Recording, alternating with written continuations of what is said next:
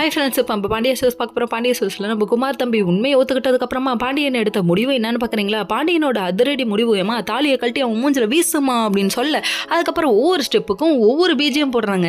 அதாவது நீ இந்த வீட்டுக்குள்ளே வந்தது எப்படி, மருமகளேன்னு பாட்டை போட்டுவிட்டு வந்தோமா, இப்போ போய் இப்படி பண்ணலாமான்னு சொல்லிட்டு சென்டிமெண்ட்டாக எல்லாரும் ஒரு மாதிரி லுக்கோட கடைசியில் குமார் என்ன நடக்குது, என்ன பண்ண போகிறா, எப்பாடா இம்சை கழிய போகுது அப்படின்னு நினச்சிட்டு இருக்க டைமில் தாலியை கழட்டி விட்டாங்க பாருங்க மூஞ்சில்.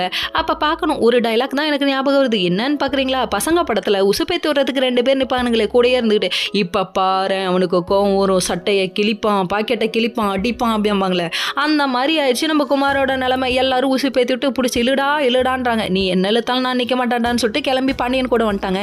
இங்கே வீட்டுக்கு வந்ததுக்கப்புறம் எப்பா அப்படின்னு சொல்லிட்டு சென்டிமெண்ட்டாக மறுபடியும் உட்காந்தாச்சு. தம்பி உங்களுக்கு சென்டிமெண்ட் ஒர்க் அவுட் ஆகுதுன்னு எனக்கு தெரியுதுப்பா பாண்டியா, ஆனால் அதுக்காக படித்துற பாண்டிங்கிறது மணிக்கு ஒரு முறை நீ நிரூபிக்கிற, இப்படி சோகமாக எழுந்து உட்காரலாமா? கடைசியில் ஆளுக்கு ஒரு கருத்து சொல்ல ஆரம்பிச்சிட்டாங்க. போதும்ப்பா உங்கள் கருத்து கண்ணாயிரத்துக்கே நீங்கள் கருத்து சொல்லுவீங்கன்னு எங்களுக்கு தெரியும் அப்படிங்கிற மாதிரி ஆயிடுச்சு. அதுக்கப்புறம் குமாரோட வீட்டில் நம்ம பெரிய புள்ள பாண்டி விட்டாரு பாருங்க ஒரு அடி. ஐயோ இந்த ஜவ்வு கிழிஞ்சு இந்த பக்கிட்டு வந்த மாதிரி ஆயிடுச்சு. இதுக்கு ஒரு பாட்டை போட்டு விடலாமா? போதுண்டா இந்த அடியே போதுன்னு அவரே சொன்னாடா, அந்த மாதிரி ஆயிடுச்சு இவரோட நிலைமை.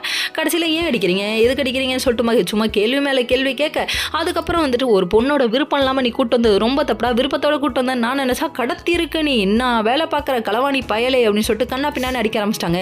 இந்த அடிக்கப்புறம் நம்ம குமார் தம்பி திருந்துவாப்புல இல்லை அந்த திருட்டு மொழி இவரை விட்டு போகாதப்பா, அரசு மேலே உண்மையான லவ் வரும், அதுக்கு சான்ஸ் இல்லை. ஓகே.